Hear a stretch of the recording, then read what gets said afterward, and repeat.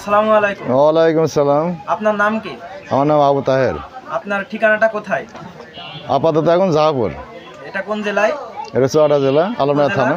আমরা শুনেছি যে আপনার প্রতিবন্ধকতা থাকা সত্ত্বেও আপনি জীবন যুদ্ধে পিছিয়ে না গিয়ে এগিয়ে যাচ্ছেন আপনার এই চায়ের দোকান দিয়ে।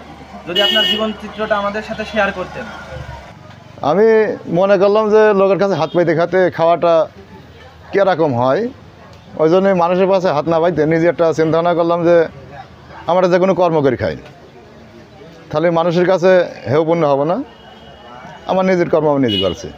আপনার এই যে প্রতিবন্ধকতা দেখছে আপনার একটি পা হারিয়েছেন, এটা কিভাবে হারালেন? এটি প্রথমত এখন কাটে যে ইনফেকশন হয়ে যায়, আমার হাত ইনফেকশন হয়ে যাওয়ার পরে এক পর্যায়ে তখন পা আমার দেখা যাচ্ছে আর রাখার কোনো পজিশন ছিল না, তখন কাটিয়ে বাদ দেওয়া হলো। আপনি যে চায়ের দোকান দিয়েছেন এটা কি আপনার নিজ উদ্যোগে নিজের টাকায় নাকি কেউ আপনাকে সাহায্য করেছে? সাহায্য তো কেউ করে হলো কিছুটা, এই যে উপরে যে টিনটা আছে একজনা দিয়ে হলো, আর কিছু টাকা দিয়ে আমি অর্থ দিয়ে হলো একজনা দিয়ে আমি সেই দোকানটায় আমি বসে এলাম। তাছাড়া তো আমার তো যখন পা কাটি তখন তো আমার কিছু ছিল না, আর এরপরে আমার ধরো আছি আমি, তারপরে আমার তো জমি জাতীয় কিছুই নেই। বুঝলেন? আপনার দোকানটা কেমন চলে, কি কি বিক্রি করেন?